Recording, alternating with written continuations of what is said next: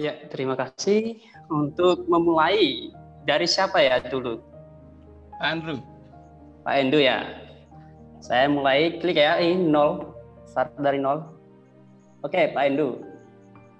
Ya, selamat malam semuanya, sahabat semua. Terima kasih untuk Pak Paul untuk introduction-nya. Jadi ini merupakan lanjutan dari diskusi minggu lalu bersama dengan Pak Jemer Prayerson. Jadi sebenarnya ini adalah suatu kebahagiaan bagi kita punya kesempatan seperti ini dan sudah diskusi cukup panjang lebar. Hanya saja masih ada perbedaan-perbedaan pandangan, perbedaan doktrinal. Topik hari ini, Topik hari ini kalau tidak salah adalah mengenai apakah sesudah kanon selesai ditutup masih ada revelation, ya, masih ada karunia-karunia roh dan lain sebagainya. Nanti mungkin Pak Jemer boleh perjelas lagi. Saya juga baru dapat tadi dengan Pak Paul dan Pak Jemer. Tapi tidak apa-apa. Jadi beberapa perbedaan yang saya dapatkan selama 1 minggu ini, sesudah minggu lalu berdiskusi, kemudian saya renung-renungkan lagi. Saya berpikir, saya mendapatkan bahwa ada beberapa kesalahan yang dikemukakan dalam diskusi oleh Pak Jemer. Ya. Karena apa? 1, kurang memahami grammar. Dalam pembahasan 1 Korintus pasal 13 ayat 8-10, itu Pak Jemer hendak membuktikan bahwa adjektif yang bergender netral bisa mengacu kepada orang. Tetapi kemudian beliau salah memakai contoh, ya. Memakai contoh misalnya Kolose 1 ayat 28 dan lain sebagainya. Contoh-contoh yang buruk, di mana sebenarnya tidak ada adjektif neuter yang dipakai di dalam ayat tersebut yang mau dijadikan contoh. Lagi ada memakai kata-kata seperti Yesus berkata, "Aku adalah terang, ya, aku adalah jalan dan kebenaran dan hidup." Dan Pak Jemer mengatakan bahwa kata-kata tersebut dipakai untuk mengacu kepada orang, kepada pribadi Tuhan Yesus. Oleh sebab itu membuktikan bahwa yang sempurna di 1 Korintus 13 ayat 10 bisa juga mengacu kepada orang. Padahal contoh-contoh tersebut menunjukkan bahwa grammarnya salah. Karena contoh yang dipakai itu semuanya adalah noun. Ya, noun menerangkan noun. Itu bukan hal yang aneh kalau misalnya itu beda gender. Ya.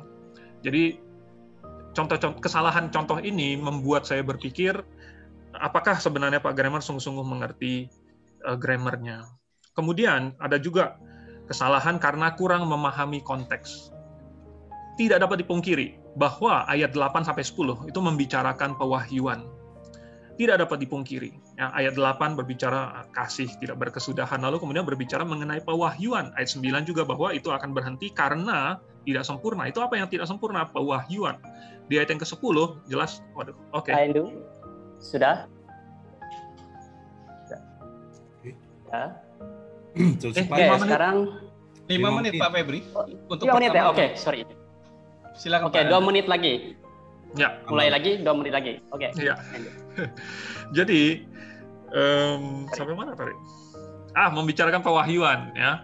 Nah, memang ada ayat 1-7, ayat 11-13, dan itu juga merupakan konteksnya. Ayat 8-10 merupakan bagian dari konteks pasal 13 secara keseluruhan, bagian dari konteks pasal 12 sampai pasal 14. Iya, memang, tetapi Anda ingin mengambil konsep-konsep di luar ayat 8-10, lalu mau memasukkannya ke situ, tetapi Anda menabrak konsep yang memang sudah ada, konteks yang sudah ada di ayat 8-10 itu. Kalaupun Anda ingin menafsirkan yang sempurna itu sebagai hal yang lain, tidak boleh menabrak konteks yang sudah ada di dalam ayat 8-10. Ya. Misalnya, contoh, mau menafsirkan apa yang sempurna adalah Tuhan Yesus, ya kan? Kasih, gerejakah, atau imankah, atau kedewasaankah, atau kedatangan, dan lain sebagainya. Coba dimasukkan ke dalam konteksnya. Kalau tidak sesuai dengan konteks ayat 8-10, berarti itu adalah konsep yang asing. Dan itu berarti tidak memahami konteksnya. Ada banyak hal lagi, ada kesalahan-kesalahan yang saya lihat. Argumen-argumen yang lemah, yang mengandalkan bapak-bapak gereja, seolah-olah dengan mengutip bapak-bapak gereja itu pasti sudah benar. Padahal banyak bapak gereja itu sesat, jangan ditelan mentah-mentah. lagi pula kalau hanya mengutip apa kata orang, hanya mengutip posisi orang itu seperti ini, ya, bukan mengutip argumen mereka, bukan menggunakan argumen, kita ini sedang kita sedang berdiskusi, kita sedang beradu argumen. Kalau mengutip posisi orang tanpa argumennya, itu sama saja menyuruh supaya saya percaya kepada posisi orang tanpa mempertimbangkan argumen. Nah, kalau menurut saya hal-hal seperti ini melemahkan posisi Pak Jemer. Kalau hari ini kita mau bicara mengenai sesudah Revelation ditutup, apakah masih ada Revelation? Maka bagi saya ini sesuatu. Oke, habis waktunya. Tadi saya salah 5 menit. Sekarang diberikan waktu kepada Pak Jemer 5 menit juga. Mulai.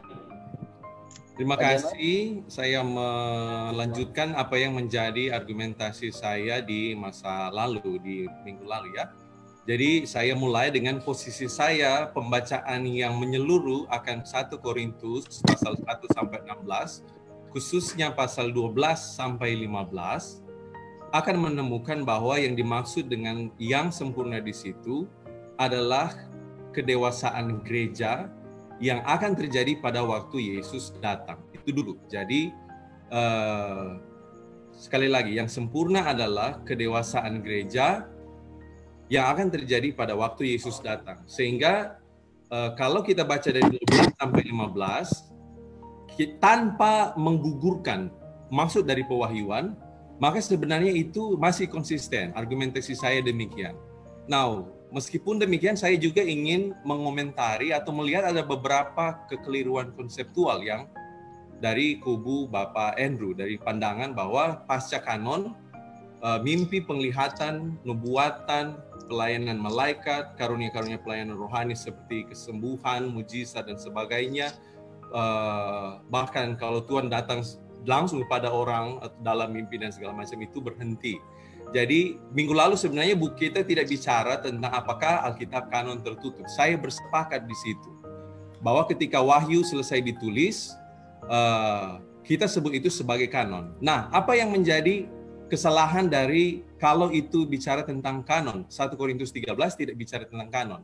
Ada 6 kesalahan yang dilakukan. Pertama, kesalahan loci comune atau konsep badan teologi Kristen dalam memahami konsep kanon dan tradisi rasuli. Nah, di dalam argumentasi Pak Andrew, beliau menyamakan antara yang disebut dengan revelation atau pewahyuan dengan kanon yang adalah pengilhaman, bicara tentang doktrin pengilhaman dan hasil akhir dari pengilhaman. Kenapa demikian? Karena di dalam doktrin revelation di abad pertama, bahkan di dalam perjanjian lama, jadi saya bicara tradisi dari sudut pandang zaman kuno, karena teks-teks kita adalah teks kuno. Revelation atau dalam bahasa Yunaninya apokalipsis itu ada 3 jenis. Pertama disebut general revelation, kemudian special revelation, dan ada juga namanya final revelation. Jadi itu kenapa saya sempat bilang bahwa revelation itu tidak koekstensif dengan kanon. Kanon itu salah satu tanda kutip ya cabang revelation, karena general revelation adalah alam dan hati nurani, maksudnya special revelation. Yohanes 1 kita bicara tentang Yesus Kristus ketika dia pertama kali datang. Kemudian yang kedua teolog sebut sebagai kanon atau kitab suci. Dan yang ketiga, seperti saya suka bahasanya William Lane Craig, dia sebut itu particular revelation, seperti mimpi dan seterusnya. Kemudian ada yang disebut juga dengan final revelation di 1 Petrus 1 ayat 13 dan 1 Korintus 1 ayat 7, pewahyuan yang final itu.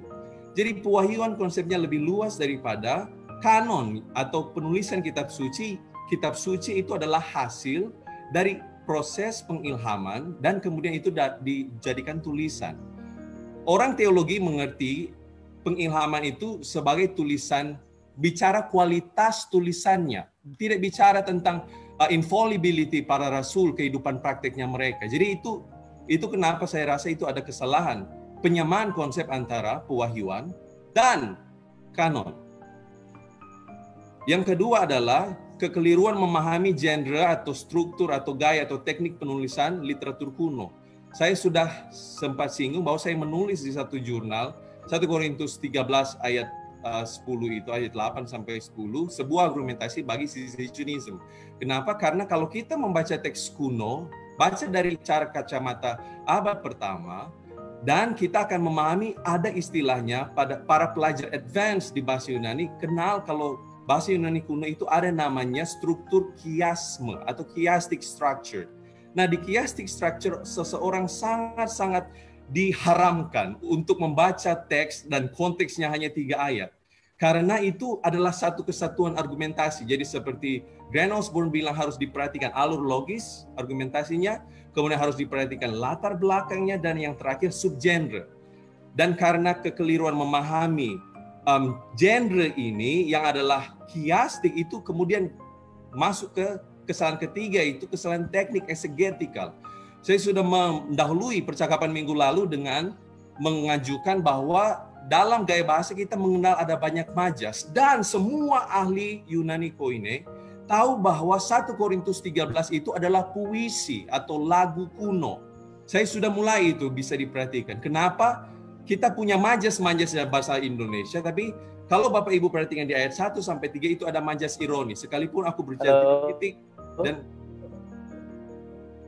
sekalipun, kemudian tapi kalau tidak punya kasih, seterusnya. Kemudian di ayat 4 sampai 8 ada namanya majas paralelisme aforisme. Habis. Oke, thank you. Sorry, tadi ayat berapa paralelisme aforisme? Udah selesai, Pak. Waktu udah selesai. Ayat 4 sampai ayat yang ke-8a. 4 sampai 8 itu ada aforisme. Yes. Bapak mengerti apa itu aforisme? Ya. Sorry, ini bisa langsung begini tanya jawab atau gimana ini, moderator? Oke, Pak Andre dulu. Jelaskan dulu, Pak. Oke.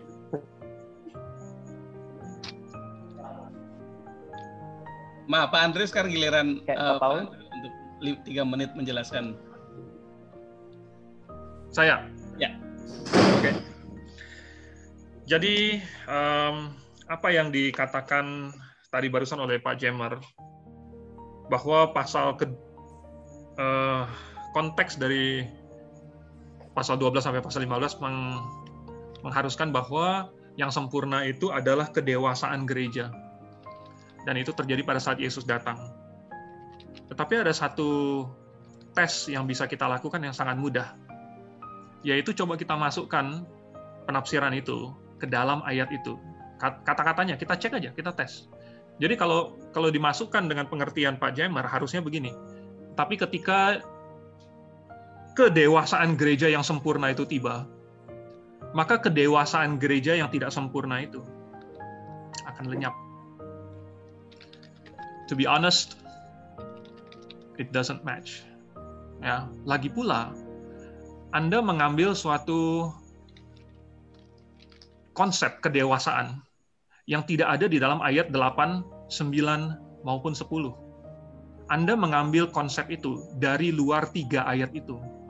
Padahal jelas, Anda sendiri mengakui dari minggu lalu bahwa ayat 9 memang sedang berbicara mengenai pewahyuan. Ya kan? Lalu dari mana ayat 9 itu tiba-tiba berbicara mengenai kedewasaan? Itu adalah di luar ayat 8 sampai 10, betul kan? Ya. Sehingga kalau misalnya Anda setuju dengan saya bahwa ayat 8 sampai 10 itu mengenai pewahyuan, maka harusnya ya, ayat yang ke-10 juga mengacu kepada pewahyuan. Jadi ketika bentuk wahyu atau pewahyuan atau kitab wahyu yang sempurna itu tiba, maka pewahyuan yang tidak sempurna itu akan lenyap. That is the simple, sederhana, literal rendition of 1 Corinthians 13:10. Lalu kemudian Anda sepakat bahwa sesudah wahyu selesai ditulis, maka itu adalah kanon. Ya. Berarti kanon sudah ditutup. Anda setuju dengan itu. Tetapi Anda masih mau mengatakan bahwa, rupanya masih bisa ditambahkan. Pak Jemer, kalau misalnya sesudah sesuatu ditutup, tetapi ditambahkan lagi, itu artinya tidak jadi ditutup. Ya. Nah, Anda banyak berkata bahwa, ini tidak koekstensif. Pak, saya juga tidak bilang bahwa itu koekstensif. Anda salah mengerti. Ya, saya percaya bahwa memang tidak semua revelation itu dituliskan, tidak semuanya inspired, tidak semuanya menjadi bagian dari kanon. Tetapi ketika kanon itu sudah selesai ditulis, maka revelation apapun yang ditambahkan sesudah itu sudah merusak kanon itu. Ya, ini adalah konsep yang sangat sederhana. Ini namanya adalah closed canon. Yang Anda anut itu namanya adalah open canon. Ya, jadi Anda mau menyebut-nyebut soal gaya bahasa ini, saya masih ada berapa menit, masih cukup kan? Gaya bahasa. Sekalipun Anda berkata bahwa dari ayat 1 sampai 3 ini adalah seperti puisi. Ya. Tetapi ayat 8, ayat 9 dan ayat 10 jelas bukan puisi. Selesai waktunya Pak Endu.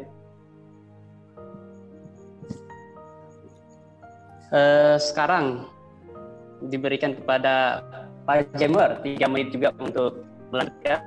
Ya, jadi sebenarnya argumentasi pertama saya itu sudah jelas bahwa Pak Andrew menyamakan antara kanon atau tulisan yang diilhamkan dengan konsep pewahyuan yang tadi saya bilang, pewahyuan bagi para teolog dan bagi orang-orang yang hidup di abad pertama itu ada 3 jenis besar.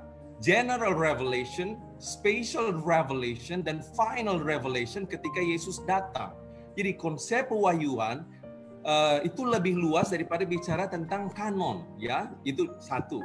Kedua, tadi kita sudah bicara tentang tidak boleh membaca satu pasal hanya dengan 3 ayat, atau satu ayat itu seperti cuma dikurung oleh 3, 4 ayat, 5 ayat. Yang ketiga itu kenapa saya berkata bahwa jatuh ke dalam kesalahan eksegetis. Karena kalau puisi kita ambil sebagai proposisional hurufiah, maka kita akan kacau balau. Nah, saya sudah tadi mengemukakan bagaimana kesalahan eksegetis itu karena tidak memahami majas Yunani koine. Di majas ironi itu semua majas. Majas ironi, paralelisme, aforisme, kemudian ada sinekdok pars prototo di situ. Kemudian adalah sekaligus epifora, jadi itu dikontraskan, itu Paulus tuh, anafora, kemudian epifora, kemudian simbolik, majas simbolik atau perumpamaan, dan terakhir itu majas klimaks. Begitu dari yang kecil sampai yang paling besar gitu tuh. Kemudian yang keempat saya melihat tadi ada kekeliruan non sequitur atau kesalahan logika di mana menyamakan antara kalau semua nubuatan adalah dari Tuhan, Alkitab adalah dari Tuhan, maka Alkitab adalah semua nubuatan. Itu kesalahan logika. Semua orang yang studi filsafat dan logika tahu itu ada undistributed middle di situ. Jadi ada kesalahan logika, kemudian ada general policy yang lain, kemudian kita melihat di situ yang kelima ada kesalahan faktual. Saya mengutip Bapak Gereja bukan bicara tentang doktrin mereka. Saya mengutip karena Bapak Andrew sempat bilang itu tidak pernah ada sampai sekarang. Dan di logika itu kesalahan logika. Namanya argument from silence. Satu itu salah. Kedua, we have the data. Jadi kenapa saya singgung itu? Karena Bapak Gereja mencatatnya. Bapak Gereja saya tidak bilang mereka otoritatif. Kemudian yang terakhir ada kesalahan-kesalahan ekskatologi, tapi nanti kita itu sebuah sarang lebah.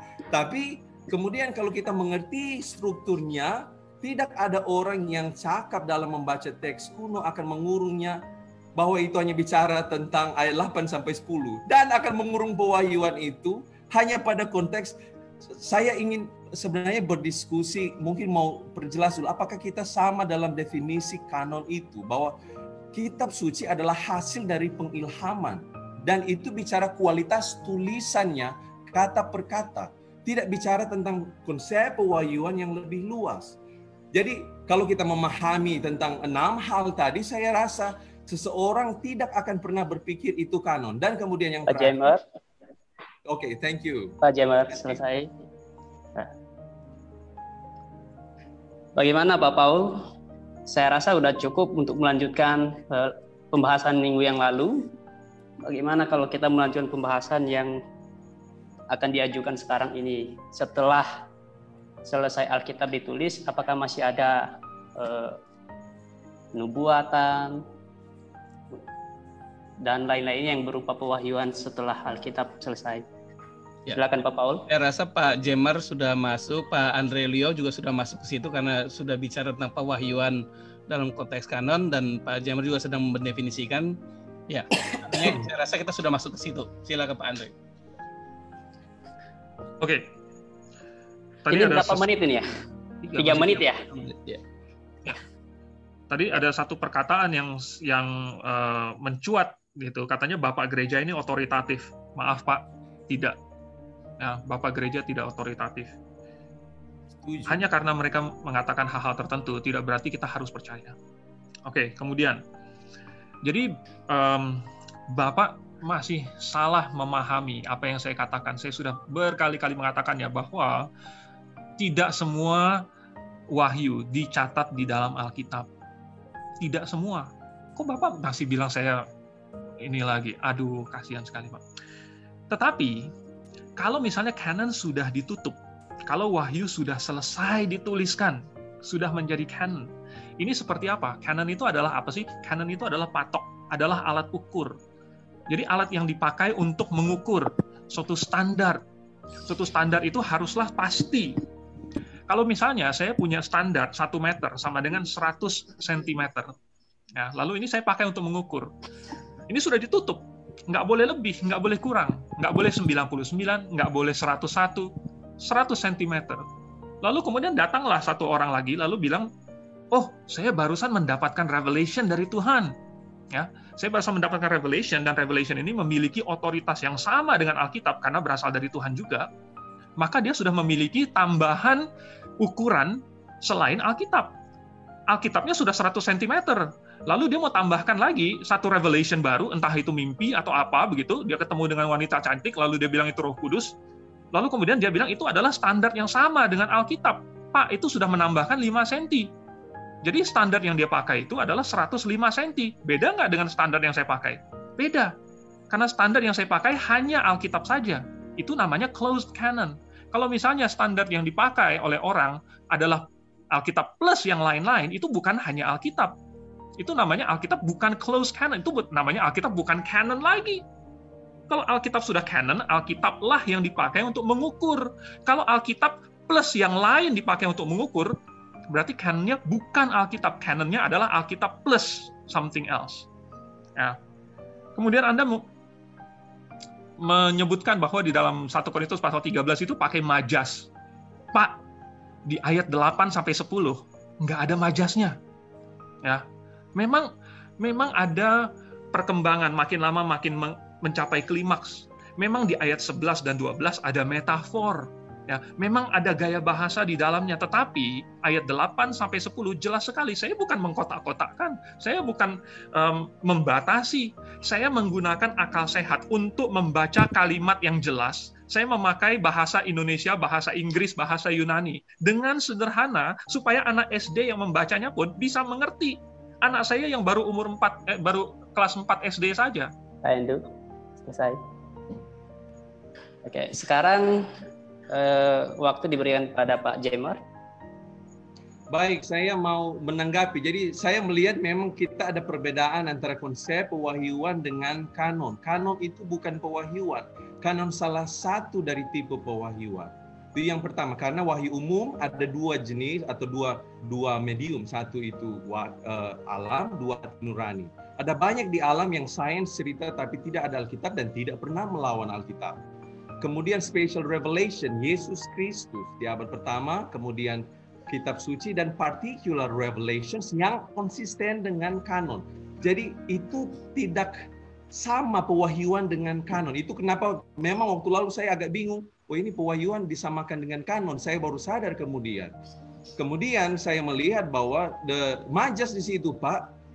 Saya berdoa para pemirsa akan mengerti bahasa Yunaninya, dan lihat saja di buku-buku linguistik yang akademik, yang standar, apa yang baru saya sebutkan tadi mengenai majas ironi, mengenai majas paralelisme anafora, kemudian epifora yang di belakang temanya sama, kemudian di situ ada majas perumpamaan atau kiasan, kemudian yang terakhir itu majas yang disebut dengan majas klimaks.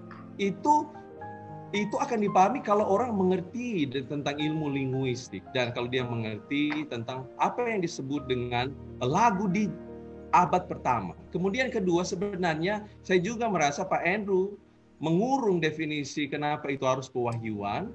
karena menduga dari awal bahwa kalau adjektif neuter substantifal itu hanya mengacu pada benda atau hal. Itu sebenarnya maksud saya dari pertama, Pak Andrew dan para pemirsa, bahwa di Yunani Koine, kata substantifal itu atau substantif artinya dia mengganti konsep apa? Kata benda. Dan di bahasa Yunani, adjektif substantifal dua ahli, minta maaf, sebenarnya itu grammarnya memang boleh begitu mengacu pada person, pada orang. Jadi ya, bahwa grammar satu bahwa dia mengacu pada hal atau benda, tetapi juga dia dapat mengacu pada person atau oknum. Jadi tidak boleh dibatasi itu pada benda. Dan Boales menyebut itu, misalnya itu buku Yunani standar, Greek Grammar Beyond Basics, aforisme itu digunakan. Dan persis yang saya katakan tadi, majas paralelisme itu di mana kasih itu sabar, kasih itu merhati. Itu anafora karena anaforanya di depan dan epiforanya di belakang. Karunia kita, bahasa roh tidak sempurna, nubuatan tidak sempurna. Yang tidak sempurna di belakang namanya epifora. Jadi kalau orang mengerti antara majas paralelisme itu, dia akan mengerti bahwa Paulus sedang pakai adjektif neuter substantifal untuk mengacu bukan sekedar pada benda atau hal. Pak Jamal, selesai. Terima kasih. Oke. Oke, kepada Pak Endu dipersilakan untuk menanggapinya lagi. Pak Endu? Ya. Oke. Jadi masih salah mengerti apa yang saya bilang. Saya sudah bilang bahwa saya tidak percaya bahwa wahyu itu koekstensif atau sama dengan wahyu tertulis. Tidak, saya percaya bahwa selama kanon belum ditutup, ada pewahyuan yang tidak dituliskan. Tolong dicatat. Oke, nanti salah mengutip saya lagi nih. Ini udah berkali-kali, dari minggu lalu masih salah mengutip saya terus. Oke, kemudian mengenai gaya bahasa. Gaya bahasa, Pak, coba saya mau nanti di 3 menit Bapak berikutnya, tolong jelaskan kepada saya, ayat 8, itu majas apa? Ayat 9, itu majas apa?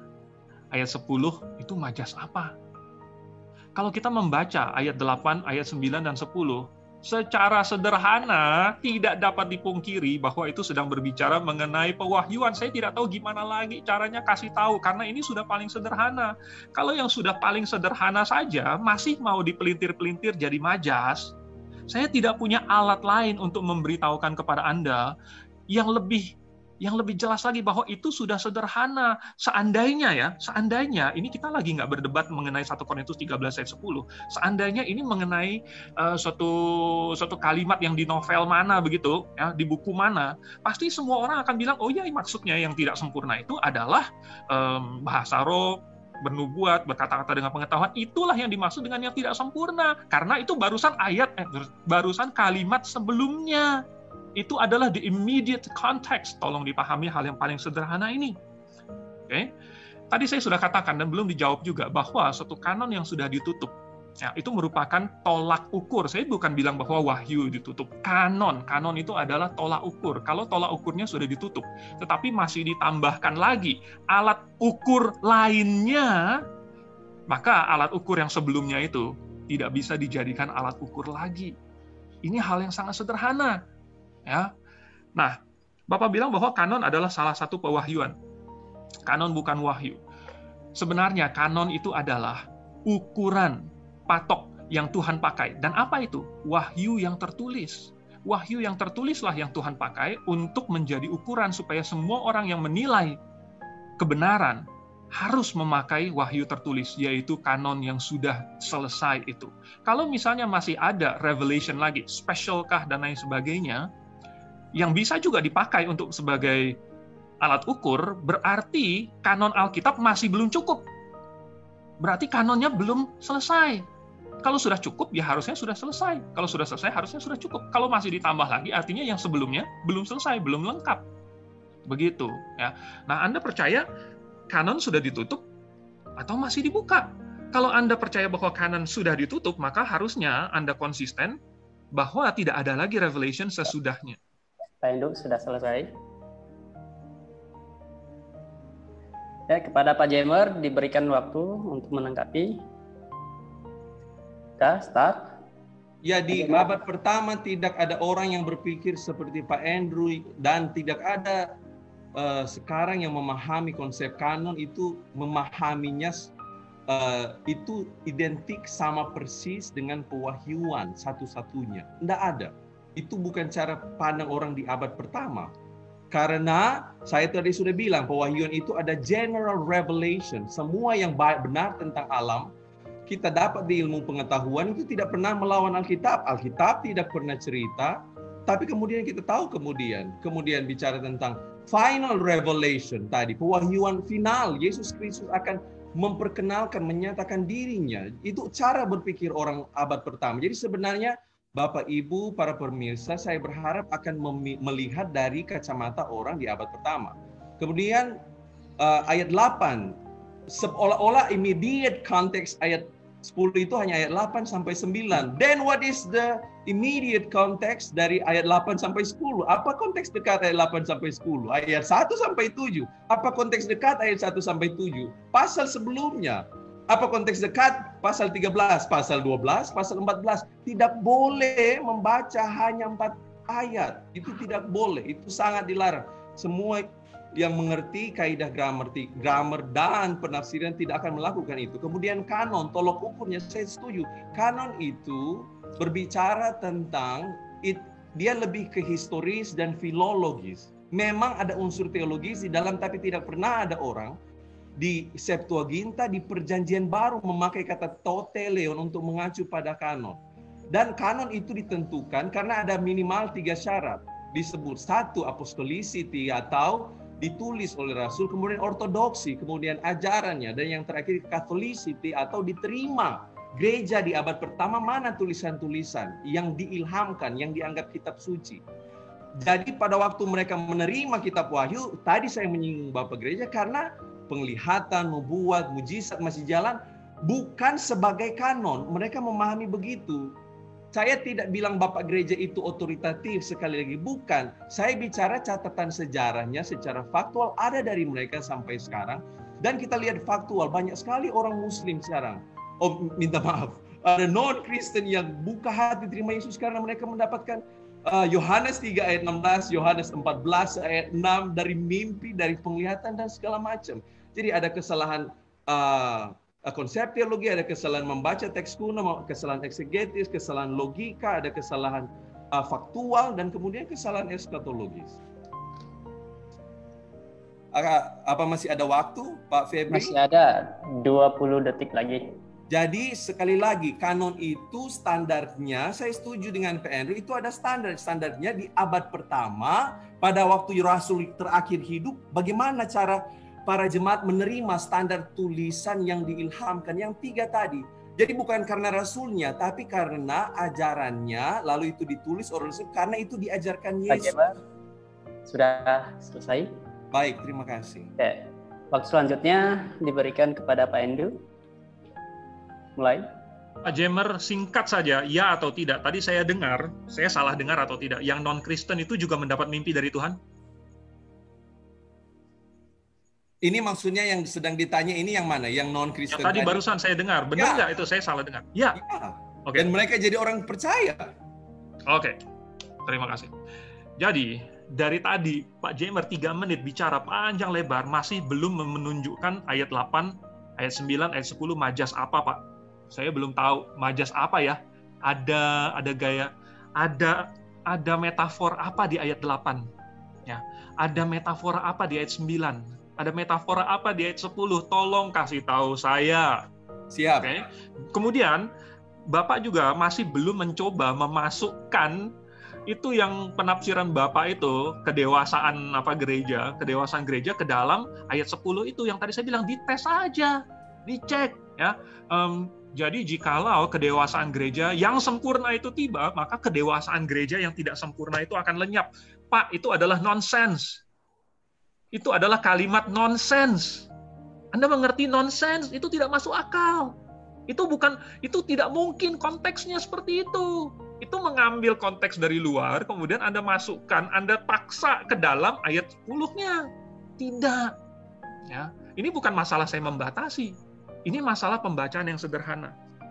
Kemudian, tadi yang saya minta itu, wah rupanya orang agama seberang non-Kristen juga mendapat mimpi dari Tuhan. Wow, ya, wow, apa yang Tuhan reveal kepada mereka? Apa yang Tuhan wahyukan kepada mereka?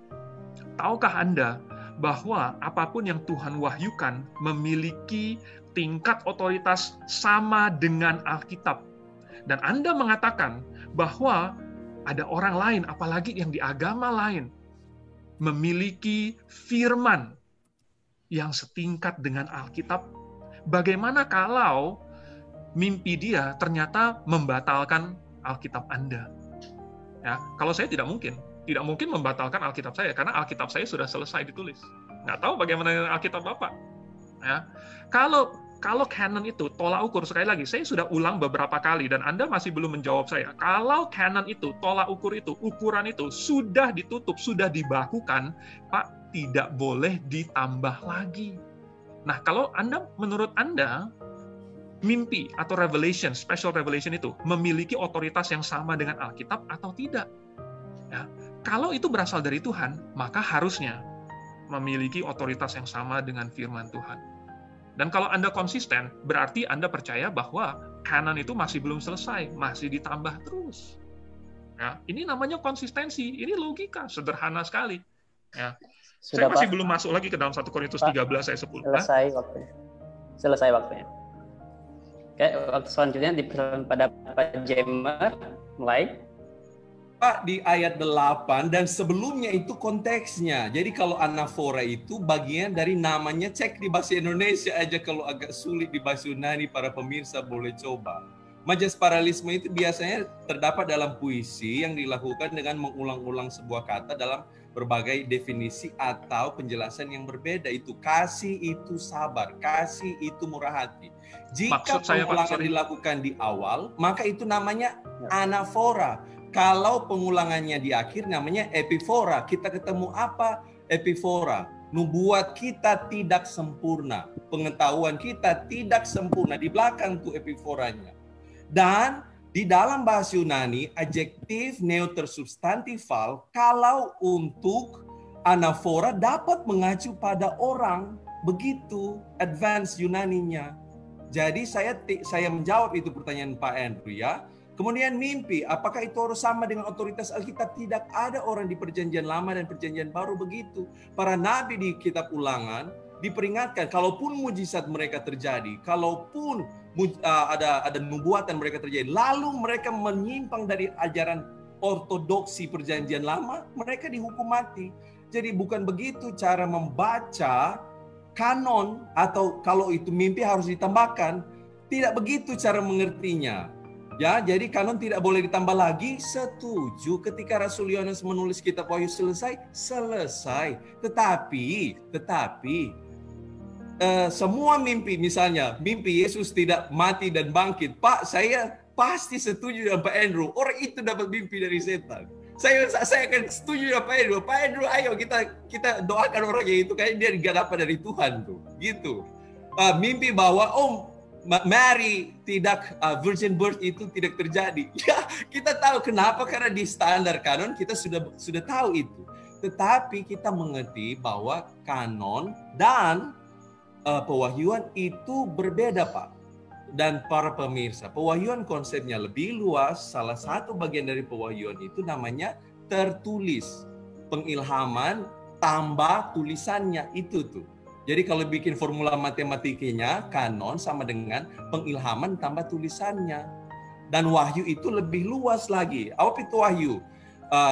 Alam tambah hati nurani, tambah Yesus, tambah particular revelation, mimpi segala macam, tambah itu. Tolong ini jangan diartikan, oh pasti mereka melawan kanon. Bukan begitu maksud saya. Dan kita di teologi tidak mengerti begitu antara konsep pengilhaman yang hasilnya akhirnya kanon dengan konsep pewahyuan yang konsepnya lebih luas. Silakan semua mahasiswa teologi cek buku-buku sistematik teologi. Apakah itu disetarakan antara kanon sebagai... Oke, terima kasih. Pak, sudah selesai waktunya. Oke, selanjutnya dipersilakan waktu kepada Pak Pak Endu. Pak Endu. Ya. Oke, jadi maaf Pak Jamer masih belum menjawab karena ayat 8 sampai 10 itu masih belum dikatakan majas apa. Pak hanya menyebut anafora epifora. Itu bukan majas. Ya, itu adalah struktur. Oke lah kalau misalnya Anda bilang bahwa ayat 1 sampai 7, ayat 1 sampai 3 ada hubungannya dengan ayat 8. Percaya nggak? Percaya saya. Memang ada hubungannya. Saya juga mengerti ada hubungannya. Cuman kalimat di ayat 8 itu apakah metafor atau literal? Ayat di 9, 10 itu literal atau metafor? Itu literal, Pak. Ya, Anda berkata bahwa itu Anda mengutip dari Wallace ya. Saya ada bukunya juga Wallace nih, ya. Wallace tuh. Wallace ini dia bilang Anda kutip bahwa itu adjektif neuter bisa mengacu kepada pribadi. Pak, itu adalah pengecualian. Dan Anda kutip sendiri bahwa pengecualiannya itu misalnya suspense, aforisme, atau retorik. Ya, retorik. Tetapi coba Anda tunjukkan di ayat 10 itu yang sempurna itu apakah retorik? No. Apakah itu suatu aforisme? No. Apakah itu suspensi? No. Jadi tidak memenuhi syarat yang Anda inginkan sehingga bisa Anda tafsirkan menjadi Yesuskah, kedatangankah. Lagi pula harus sesuai dengan konteksnya. Tadi saya sudah tantang Anda. Coba Anda masukkan ke dalam kalimatnya. Tetapi jika kedewasaan gereja yang sempurna itu tiba, ini saya mau ngulang berapa kali, tetapi lalu kedewasaan gereja yang tidak sempurna itu akan lenyap. Pak, saya mau ulang berapa kali baru Anda masuk, baru Anda ngerti. Ya. Lalu kemudian Anda berkata bahwa mimpi-mimpi itu ya, bisa saja Tuhan berikan.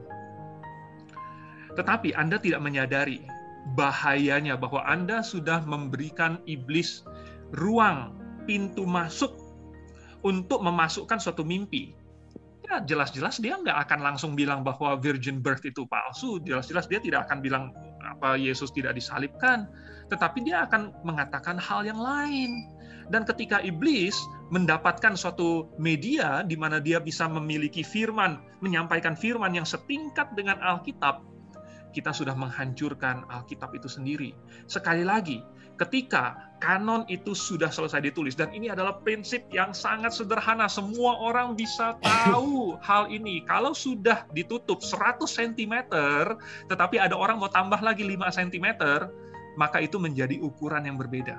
Anda mengukur segala sesuatu berdasarkan Alkitab plus mimpi Anda mungkin, plus ada pewahyuan khusus lagi, special revelation mungkin. Berarti Anda memakai standar yang berbeda dengan standar saya. Dan itu Anda itu artinya selesai. Ya. Oke. Selanjutnya Pak Jamer. Halo. Ya, silakan Pak. Ya. Mulai. Memang saya sadar sekarang bahwa sebenarnya konsep kayaknya kita perlu definisikan itu dulu. Jadi kita berbeda definisi antara kanon sebagai yang saya sederhanakan tadi adalah hasil akhir dari proses pengilaman dengan konsep pewahyuan. Itu dia tuh. Kita sudah berbeda di situ kayaknya. Di situ. Jadi memang susah nanti ke depan kalau diskusinya dilanjutkan kalau itu tidak sama di situ. Saya mengambil bahwa kitab suci adalah final authority, tetapi bukan satu-satunya definisi dari pewahyuan. Tolong dihati-hati ya, jangan dulu diambil luar konteks itu, Pak. Tapi, ya oke. Jadi di metafor atau literal itu metafora atau majas-majas itu selalu ada arti literalnya. Jadi misalnya ketika di puisinya Hairil Anwar, aku ini binatang jalan terbuang dari kawanannya. Hati-hati orang Indonesia yang mengerti puisi tidak akan mengartikan dia harafiah atau hurufiah, dia itu binatang jalan dan nggak tahu dia dari kumpulan binatang yang mana. Kita tidak melakukan seperti itu. Kenapa? Karena saya bilang tadi genrenya itu puisi di pasal 13 atau subgenre dari keseluruhan 1 Korintus. Pengecualian grammar, tidak pengecualian grammar. Saya bacakan yang Daniel Wallace bilang tentang itu. Dia bilang begini, itu tidak mungkin bicara tentang kanon karena di situ ilustrasinya personal dan seseorang tidak boleh membantah itu hanya karena adjektifnya neuter, substantif. Itu Daniel Wallace sendiri dia mengacu itu pada kedatangan Yesus Kristus yang konsisten dengan posisi saya pegang, jemaat dewasa ketika Yesus datang. Sekarang, apa yang tidak dewasa? Keadaan jemaat sekarang. Jadi dia akan mengalami kedewasaan itu pada waktu Yesus datang. Sekarang jemaat tidak dewasa, sekarang pengetahuan kita tidak sempurna, bahasa kita tidak sempurna, karunia-karunia kita masih digunakan membangun. Saya rangkum konsepnya 3 kata. 1, ada karunia rohani. 2, untuk siapa? Untuk gereja. Untuk apa? Dewasa. Apa kata Yunani dewasa? Teleos. Konsisten. Itu dibahas di pasal 12. Pasal 13, pasal 14. Jadi jangan cuma konteks ayat 10 itu ayat 8 saja. Enggak. Anaforanya itu mulai dari ayat 4 sampai seterusnya. Kasih adalah terus, kemudian ada epiforanya, kemudian ada perumpamaannya, kemudian di klimaks. Asik sekali kalau orang ngerti itu. Di abad pertama. Begitu tuh. Nah, jadi kita tidak sekali lagi menyamakan antara kanon dengan pewahyuan. Kita tidak menyamakan genre dan salah membaca genre, dan kita tidak melakukan kesalahan logika, undistributed mirror, dan yang terakhir kesalahan logikanya lagi adalah false cause fallacy, yaitu kalau penyebab berhentinya fungsi karunia pelayanan itu ada 5, lalu dia berhenti fungsi 1, dia tidak berhenti total. Terima kasih. Ya. Waktu selanjutnya dipersilakan pada Pak Endu. Oke. Pak Endu. Anda mengutip dari Greek grammar-nya Wallace. Wallace sendiri percaya bahwa itu bisa mengacu kepada kanon. Ya, walaupun dia secara pribadi percaya bahwa itu bukan kanon yang sempurna itu, tetapi itu adalah kepercayaan dia sebagai personal, sebagai pribadi. Bukan berarti bahwa kepercayaan dia adalah kebenaran. Masa Anda menjadikan Wallace sebagai standar kebenaran? Itu adalah penafsirannya Wallace. Ya. Lalu kemudian, Anda berkata bahwa itu ayat 8 majas, ya, bahwa itu tidak literal. Ya, majas itu ada literalnya. Pak, jadi ayat 8, 9, dan 10, kalau saya baca, ini nanti menghabiskan terlalu banyak waktu sih. Ya. Apa yang dikatakan di ayat 8 sampai 10 itu udah sangat jelas. Kasih tidak berkesudahan. Kasih tidak berkesudahan itu literal atau tidak? Anda percaya nggak bahwa kasih tidak berkesudahan? Nubuat akan berakhir. Anda percaya nggak bahwa nubuat akan berakhir? Ya? Atau Anda tidak percaya nubuat tidak akan berakhir? Atau Anda percaya? Kalau Anda percaya nubuat akan berakhir, berarti itu literal. Bahasa roh akan berhenti. Anda percaya nggak? Ya, ini literal kan? Ayat 9 juga, pengetahuan kita tidak lengkap. Literal nggak? Literal. Nubuat kita tidak sempurna. Literal nggak? Literal. Kalau ayat 8 literal, ayat 9 literal, kenapa tiba-tiba ayat yang ke-10 Anda jadikan sesuatu yang lain? Kenapa bukan pewahyuan juga? Kenapa ayat yang ke-10, yang ekmeros itu, ya, yang tidak sempurna, itu kenapa bukan ayat 9, pengetahuan dan nubuat?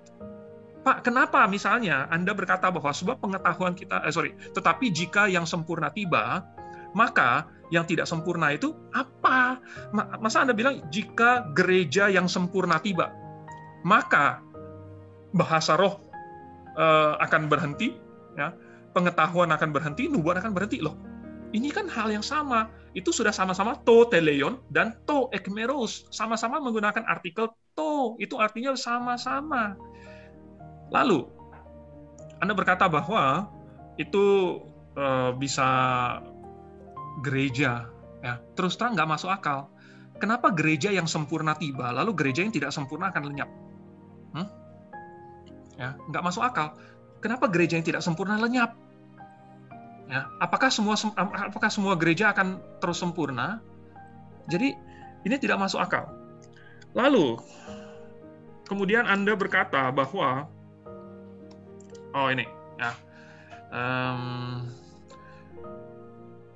bahwa saya menyamakan pengilhaman dengan wahyu tertulis. Tidak, ini sudah direkam loh Pak. Ini direkam. Sudah berkali-kali saya katakan, saya tidak percaya itu. Pak Endu, sudah selesai. Sekarang 1 menit lagi. Gimana ini? Apakah langsung di sesi tanya jawab? Bagaimana Pak Paul? Saya belum jawab. Karena mungkin Pak Andrew dan Pak Jemer juga masih belum puas. Mungkin mereka dikasih 1 round lagi. Jadi Pak Jemer mestinya tadi terakhir Pak Andrew ya? Iya. Terakhir Pak Andrew ya. Saya berarti belum jawab yang tadi. Pak Jemer sekali, Pak Andrew sekali, Pak Jemer sekali, jadi ada 3 round, dan itu berarti nanti 9 menit kira-kira, jadi kita akan mulai tanya jawab jadi 8-10, kira-kira gitu Pak Febri. Oke, setuju. Sekarang diberikan kesempatan pada Pak Jemer ya? Ya, 3 menit, lalu Pak Andrew 3 menit, Pak Jemer 3 menit, setelah itu kita masuk ke pertanyaan. Baik, saya mau begini, itu bukan sekedar pilihannya Wallace, karena dia sedang menjelaskan gramatika di situ. Saya bacakan ya, di halaman yang 295 bukunya itu, dia bilang begini, although there can be no objection to the teleon referring to the completion of the canon grammatically, for the adjective would naturally be neuter, if it referred to a thing, even if the inferred noun were feminine, such as graphe, it is difficult to see such a notion in this passage. Itu kenapa dia bilang, dia sulit sekali melihat itu. Karena dia mengerti bagaimana cara membaca puisi. A more likely view is that the perfect refers to the coming of Christ. Lalu dia bantah. Jadi dia bilang, itu pada kedatangan Yesus. Seseorang tidak boleh menolak bahwa karena referensinya itu kedatangan Kristus atau kedewasaan gereja, karena neuter tidak bisa mengacu situ. Tidak. Lalu dia bilang, since the neuter adjective is used for persons, for reasons of rhetoric, aphoristic principle. He knows that. Dia tahu itu. Ada prinsip aforisme. Dan di situ tuh di depannya kasih. Epifora di belakang yang tidak sempurna. Lalu masuk dia jelaskan itu apa yang kasih yang sempurna itu akan menyenyap semua yang tidak sempurna. Tapi itu bicara nanti ketika Tuhan datang. Itu dia saya bilang, kita gereja kasih kita tidak sempurna. Agapenya Tuhan tidak sempurna, agapenya kita. Hati-hati jangan sampai ada kesalahan studi kata lagi di sini. Baca bukunya di A. Carson tuh. Kesalahan studi kata tentang agape.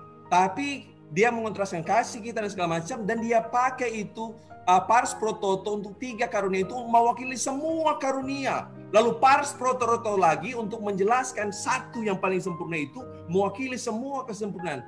Saya rasa kita perlu mengerti. Boleh tanya dosen di UI, di UGM, paling tidak bahasa Indonesia. Bagaimana kalau kita membaca sebuah literatur puisi? Ya saya setuju dengan Pak Andrew bahwa itu kasih ya. Tapi tekniknya itu Pak, itu namanya, dan para pemirsa namanya, dari awal ada ironi, kemudian ada aforisme, kemudian ada anafora, kemudian ada epifora, kemudian di situ ada totem pro parte, kemudian finalnya di ayat 13 itu ada majaks klimaks. Dan orang-orang tahu di abad pertama itu adalah puisi.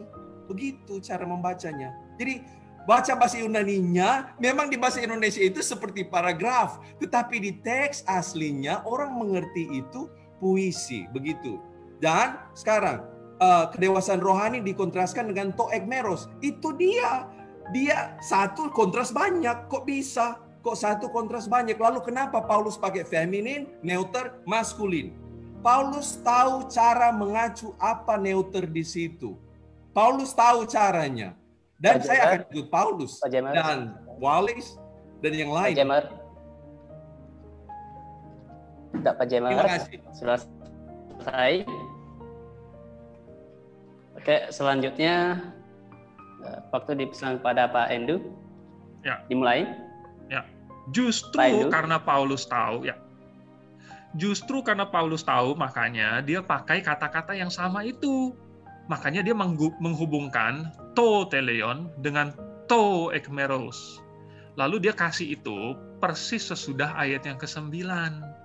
Dari tadi saya sudah memberikan tantangan dan belum dijawab bahwa ayat yang ke-8, ayat yang ke-9 dan ayat ke-10 itu literal semua, Pak. Puisi bisa saja puisi. Lagu bisa saja lagu. Tetapi yang ditulis secara literal tetap literal. Ya. Nggak peduli Anda mau ada anaforistiknya di awal, epiforanya di akhir, tetapi kalau yang ditulis literal, ya kita pahami secara literal. Anda mau ngomong segala macam tentang itu lagu, nggak ada gunanya. Itu tetap literal. Ya. Kalimatnya sederhana, kalimatnya jelas, bisa dimengerti oleh orang yang membacanya secara literal. Kenapa Anda mau menggunakan majas-majas yang aneh-aneh, yang lalu bilang itu jadi akhirnya bukan menyambungkan ayat 9 dan ayat 10-nya. Jadi kalau menurut saya dari tadi, saya memberikan tantangan. Anda masukkan penafsiran Anda sebagai substitut kepada yang sempurna itu, dan Anda baca sendiri. Anda masih belum pernah baca satu kali pun pakai kalimat yang masuk akal. Dan Anda mau coba sampai 100 tahun pun tidak akan bisa masuk akal. Ya, karena tidak akan cocok dengan konteksnya. Lalu, masih ada sesuatu hal yang sangat mengganggu saya, yang Anda katakan bahwa orang masih bisa dapat mimpi sesudah kanon selesai. Tadi Anda sudah setuju bahwa kanon itu adalah ukuran. Ya, ini adalah yang dipakai untuk mengukur. Saya masih belum mendengar Anda menjawab hal ini, bahwa ukuran yang saya pakai, Alkitab yang sudah baku, nggak bisa ditambahkan, nggak bisa dikurangi.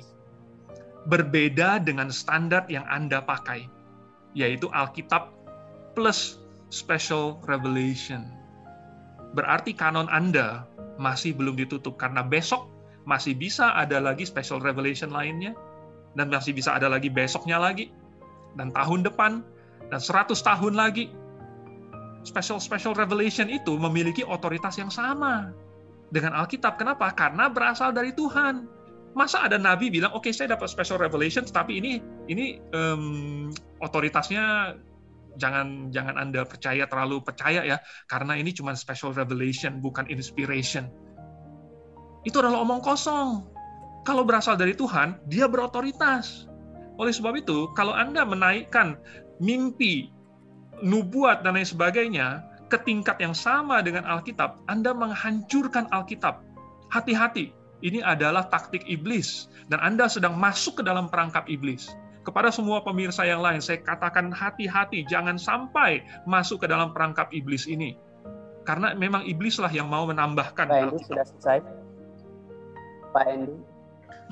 Ya. Oke, selanjutnya dipersilakan pada Pak Jemer. Akhir ya, sebelum kita masuk tanya jawab.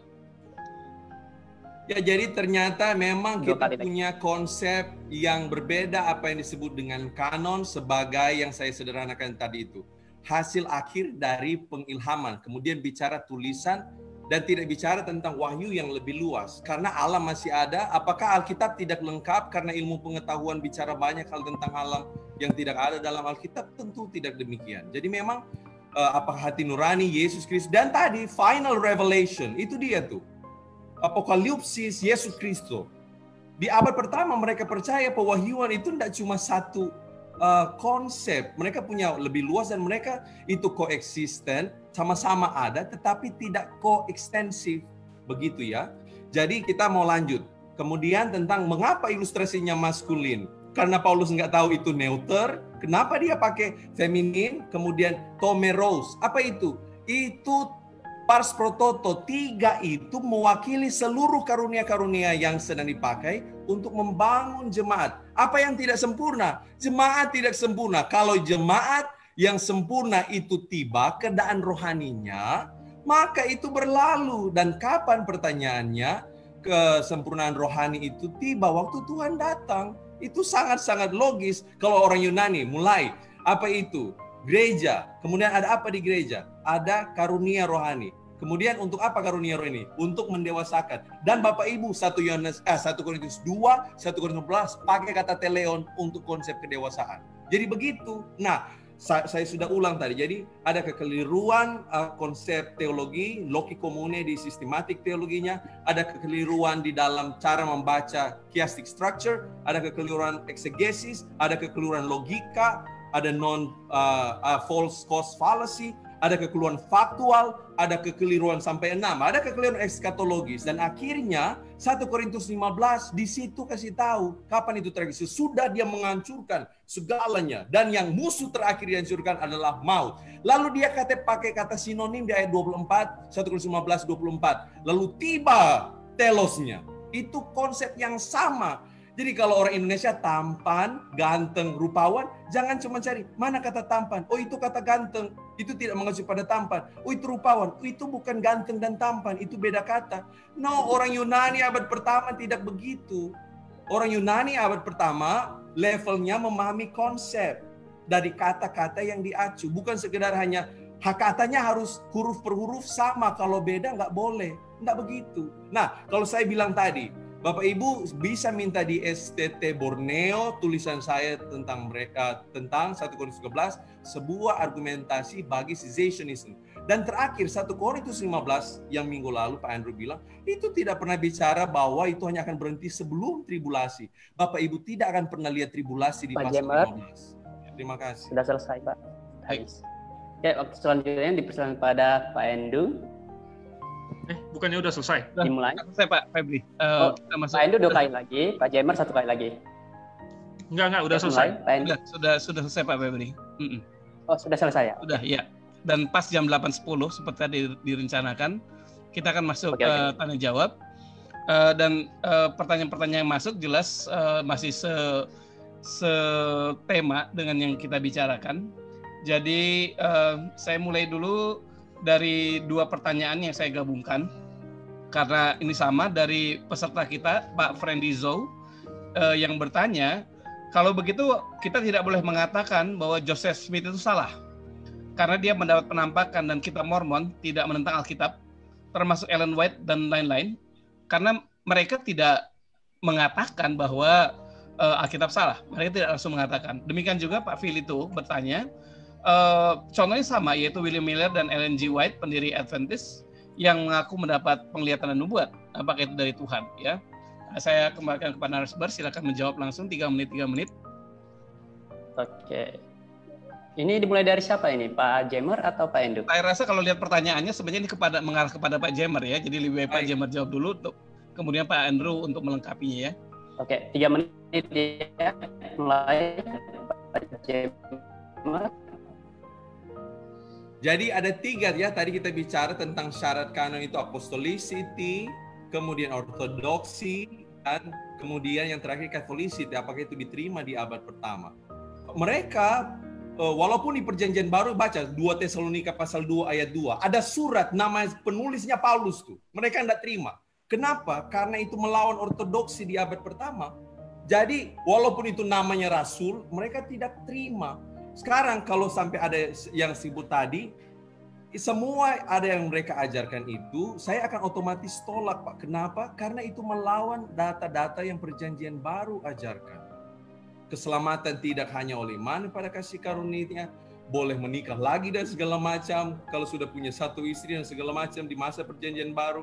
Kita tahu jelas bahwa itu melawan ortodoksi perjanjian baru. Jadi kalau ada mimpi pasti itu datang dari Tuhan. Mulai dari masa Musa kasih peringatan di kitab terakhir dia tulis. Kalaupun mujizatnya terjadi, kalaupun nubuatannya terjadi, tapi kalau dia mengajar sesuatu yang lain, nabi itu harus dibunuh. Begitu tuh. Jadi mereka tidak mentah-mentah bilang, kalau ada mimpi, iya ya, langsung tulis ya, itu dari Tuhan loh. Enggak. Dari awal gereja bahkan umat Israel tidak begitu. Jadi perbedaan konsep antara kanon dan pewahyuan yang lebih luas itu harus dipahami secara seksama. Ya, kemudian harus melihat orang juga, apakah orang baca Alkitab tidak bisa tersesat?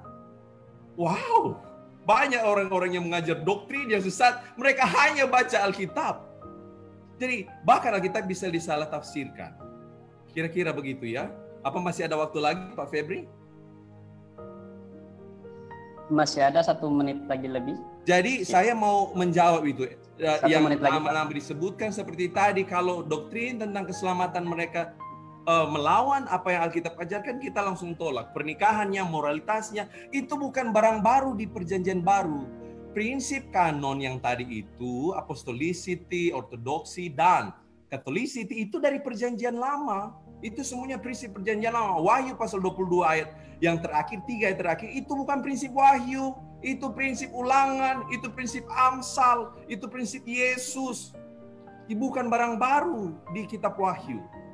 Wahyu mengutip dari Pentatuk dan seterusnya prinsipnya. Itu bukan bicara tentang kitab Wahyu. Apakah karena kejadian sudah selesai ditulis, boleh ditambah? Kejadian pasal 53, 54, 55? Enggak kan? Begitu. Jadi konsepnya sudah dari awal itu. Kanon begitu. Jadi bedakan antara konsep kanon yang saya sederhanakan formula matematikanya, pengilhaman tambah tulisan dengan pewahyuan yang lebih luas. Saya rasa itu tempat di mana memang saya berbeda dengan Pak Andrew. Beliau mengartikan bahwa kalau pengilhaman selesai dan tulisannya, pewahyuan semua stop. Pak Jemer, habis waktunya. Terima kasih Pak Febri dan Pak En. Ya, waktu selanjutnya diberikan pada Pak Endo juga untuk menjawab pertanyaan yang kedua sekaligus. Oke, terima kasih untuk pertanyaannya. Memang kalau kita mau konsisten dengan pandangan bahwa Alkitab sudah menjadi tolak ukur yang baku, yaitu kata lainnya adalah kanon, maka kita harus menerima bahwa sesudah kanon selesai ditulis, tidak ada lagi pewahyuan yang Tuhan berikan. Di sini ada satu bahaya yang sangat besar yang diperbolehkan, yang diterima oleh Pak Jemer, yaitu menerima adanya otoritas, adanya kemungkinan otoritas lain di luar Alkitab. Beliau sendiri mengatakan bahwa Alkitab hanyalah salah satu dari bentuk pewahyuan yang tersedia bagi kita sekarang. Pak, saya tahu bahwa ada banyak wahyu yang tidak ditulis. Tetapi yang Tuhan pelihara hingga hari ini adalah yang dalam bentuk tertulis. Dan Tuhan ingin bahwa hanya bentuk tertulisnya saja yang kita pakai menjadi tolak ukur. Ya, dasar dari jemaat sudah diletakkan sekali saja, yaitu di atas apa? Di atas nabi dan rasul. Dan apa itu? Itu adalah tulisan mereka, yaitu apa? Alkitab. Bukan diletakkan di atas mimpi-mimpi, bukan diletakkan atas wahyu yang didapatkan berdasarkan malaikatkah atau dari manakah, ya.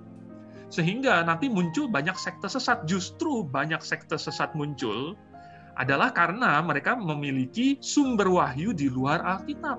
Ini secara fakta sejarah tidak dapat dipungkiri. Oleh sebab itu, bahaya yang Anda masukkan sekarang ke dalam kekristenan, ini sangat berbahaya karena menghancurkan dasar-dasar kekristenan, yaitu Alkitab. Oke, nah, sepanjang sejarah sudah ada banyak contoh-contoh mimpi-mimpi, ya, yang dimiliki oleh orang-orang. Apakah itu berasal dari Tuhan? Anda berkata, oh jangan serta-merta ditelan bulat-bulat. Ya, tetapi jikalau itu merupakan benar-benar dari Tuhan, gimana? Kalau misalnya itu benar-benar dari Tuhan, berarti sudah ada standar baru di luar Alkitab.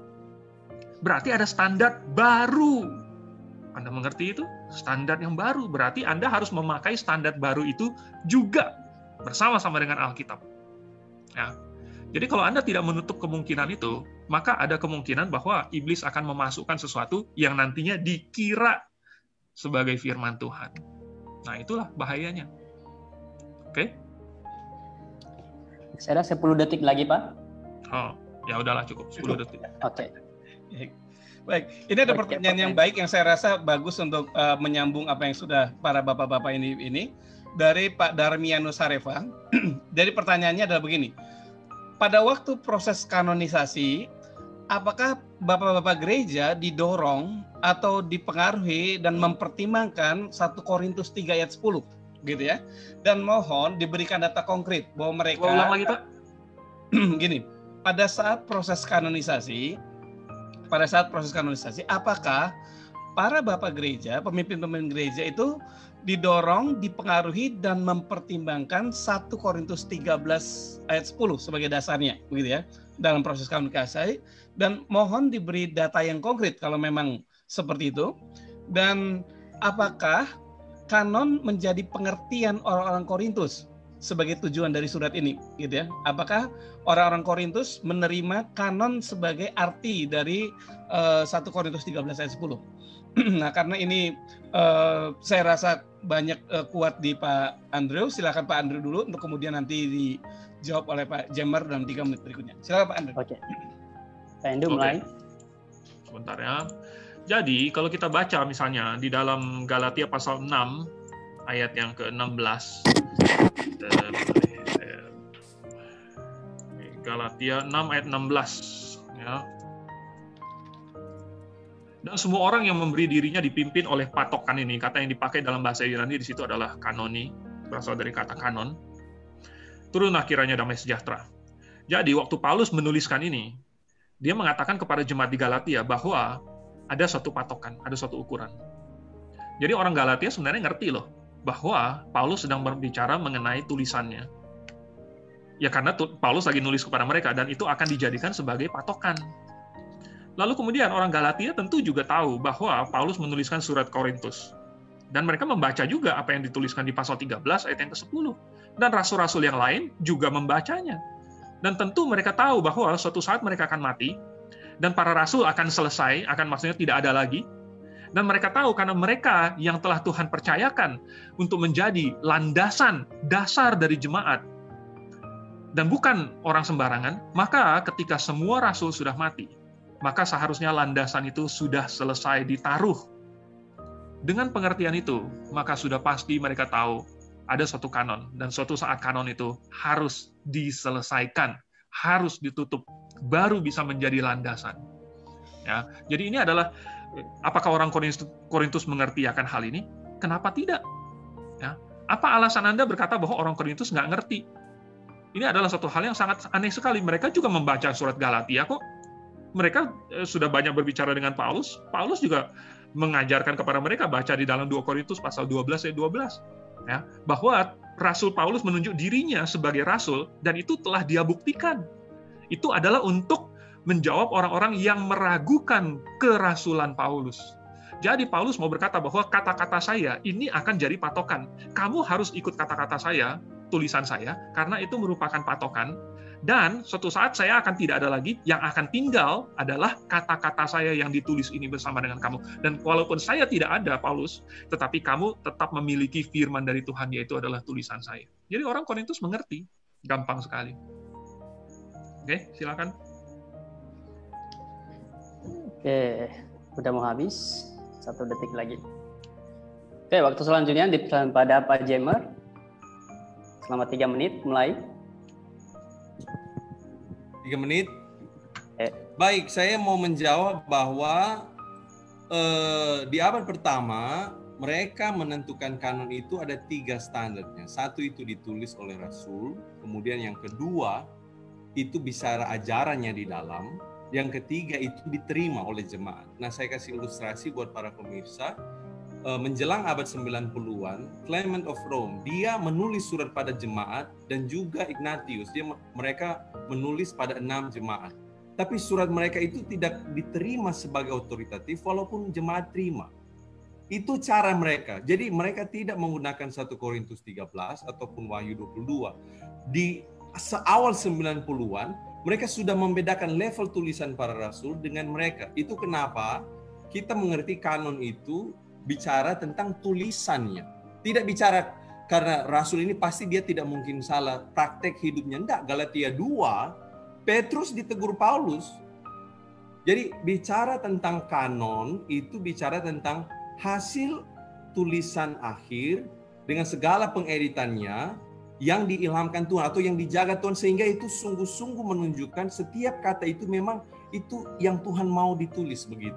Jadi itu perbedaan konsep kanon dengan pewahyuan yang saya sudah jelaskan tadi. Ada 3 jenis atau tipe yang paling besar, yaitu general, special revelation, dan final revelation. Yang tadi tidak pernah saya dengar adalah, kalau itu pewahyuan, kenapa final revelation tidak dimasukkan di situ? Karena tetap akan ada Tuhan Yesus datang dan menyatakan reveal himself. Jadi tidak boleh seseorang menyamakan. Dan tradisi kanon itu tidak pernah berasal dari 1 Korintus 13 dan Wahyu 22. Jadi saya berharap jemaat, para pemirsa dapat membedakan apa perbedaan antara yang kami sedang diskusikan kanon sebagai hasil akhir dari proses pengilhaman dengan pewahyuan yang bersifat atau definisinya itu lebih luas dan tipenya lebih jamak. Begitu, ya. Masih ada waktu lagi? 50 detik lagi, Pak. Baik, saya juga mau, jadi saya mengacu tadi tulisannya saya tidak mengacu pada Bapak Gereja karena mereka otoritatif. Tidak, saya sedang bicara historical, filologis. Jadi itu kenapa kita yang belajar Alkitab mengerti, oh kanon itu ditentukannya demikian. Pewahyuan itu begini konsep dan definisinya. Jadi jangan disamakan seutuhnya. Jangan dikurung, dibatasi, disempitkan. Kata pewahyuan itu dibatasi pada kanon.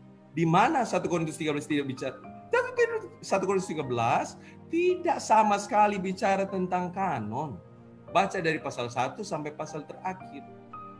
Wahyu 22 tidak juga bicara tentang kitab-kitab mana yang diilhamkan. Saya sudah bilang tadi karena itu dikutip dari prinsip perjanjian lama. Sudah. Terima kasih. Oke, Pak Paul, bagaimana? Masih ada pertanyaan? Masih ada waktu. Kita akan berhenti di jam 8.50 ya untuk closing statement. Jadi kita masih ada waktu sekitar 25 menit untuk menjawab pertanyaan, dan ini masih ada pertanyaan-pertanyaan masih dibagikan. Ini menyambung yang tadi dibagikan oleh Pak Jemer, membagikan tentang Bapak-Bapak Gereja, dan ini ada dari Pak Tantio Prasetya ya. Tapi saya simpulkan saja, tapi artinya begini, bahwa Bapak-Bapak Gereja pun tidak semuanya continuous, tapi juga ada yang cessationism ya. Dan ini dikutip dari dua Bapak Gereja yang cessationism, yaitu Chrysostom dan Agustin, yang mereka menyatakan bahwa karunia-karunia pewahyuan sudah berhenti menurut kedua Bapak Gereja ini, gitu ya. Nah, bagaimana tanggapan Pak Prayer tentang kutipan ini? Itu yang Pak Andrew bilang tadi, tidak otoritatif. Kita setuju di situ. Apakah mereka sudah pergi ke semua belahan dunia karena lebih jamak data bahwa mereka melihat. Jadi itu namanya apa istilahnya itu? Faulty generalization salah satunya ya. Jadi kalau itu dari dari ada mujizat terjadi, itu pasti dari setan. Oh, apakah di tempat lain tidak terjadi? Apakah mereka mencakup semua tempat? Enggak. Karena Origen, karena Justin Martyr, karena Athanasius, karena Agustino of Hippo, karena Eusebius, dari abad pertama sampai abad keempat mereka mencatat di daerah pelayanan mereka dan orang-orang mereka kenal, dan mereka tidak pernah menyamakan doktrin mereka dengan kanon. Mereka sangat menghormati kanon itu, tetapi mereka melihat fakta yang terjadi itu masih jalan. Dan kita melihat itu sekarang di tempat-tempat orang tidak pernah memberitakan Injil dan tidak berani memberitakan Injil, banyak sekali orang yang diinjili langsung oleh Tuhan Yesus melalui particular revelations yang tadi bilang, yang konsisten dengan kitab yang tertulis. Dan saya rasa kalau kita menulis begitu, Pak, beliau harus hadir. Yang mengajukan pertanyaan, beliau harus hadir di situ, dan dia mengasumsikan, dia sudah membuat penelitian di seantero dunia, di seantero tempat, di seantero waktu, bahwa itu tidak ada. Itu kesalahan logika. Jadi tidak boleh orang menafsir begitu, itu sangat-sangat kesalahan logika. Nah, kalau mau buktikan itu tidak ada, silakan bikin penelitiannya. Tetapi kita punya banyak sekali penelitian dan buku sejarah gereja dari para ahli dan kesaksian pribadi yang mencatat itu jalan. Ya, satu-satunya penjelasan adalah dari kaum yang tidak percaya itu kanon sudah lengkap dan kemudian karunia itu berbeda. Mereka kan bilang itu dari setan. Who knows? Saya mengambil posisi saya, merendahkan diri saya, siapakah saya, sehingga saya dapat membatasi particular revelations yang datang dari Tuhan Yesus. Sekarang kita punya Alkitab di HP, kita punya Alkitab di laptop, kita punya audio Bible, kita punya video Bible, kita punya Alkitab di YouTube, kita punya Alkitab di cloud dan segala macam. Apakah Yohanes 3:16 di kertas lebih otoritatif dari yang audio? Bagaimana sekarang kalau kita tambah sarananya? Mimpi, nubuatan, tapi isinya Yohanes 3:16 itu bicara mediumnya. Jadi jangan samakan mediumnya dengan kontennya. Begitu, itu logical fallacy. Silakan tanya semua yang belajar logika. Jadi kita tidak menyamakan sekali lagi konsep kanon sebagai hasil akhir dari pengilhaman dengan pewahyuan yang lebih luas. Dan bapak-bapak gereja itu, Pak, mereka menerima semua tulisan-tulisan Rasul dan tidak pernah menyamakan tulisan mereka kepada tulisan Rasul. Pak, habis waktunya. Oke. Masih ada pertanyaan lagi ini? Saya belum jawab, Pak. Pak Endo diberikan dulu waktu. Pak Andrew, sorry, maaf. selama 3 menit. Oke, Pak Andrew mulai. Ya. Jadi saya juga belajar logika, Pak. Ya, saya juga belajar logika. Dan Bapak baru bilang tadi apa? Oh, ini kalau ada Bapak gereja yang sensasionis, tiba-tiba Bapak bilang itu tidak otoritatif. Wah, ini nggak fair ini. Kalau gitu saya juga bisa bilang ini juga filologis. Nah, ya kalau memang Anda berkata ada Bapak-Bapak gereja yang percaya itu masih berlanjut. Kalau saya mau, bukan saya yang kutip loh, itu orang lain yang kutip.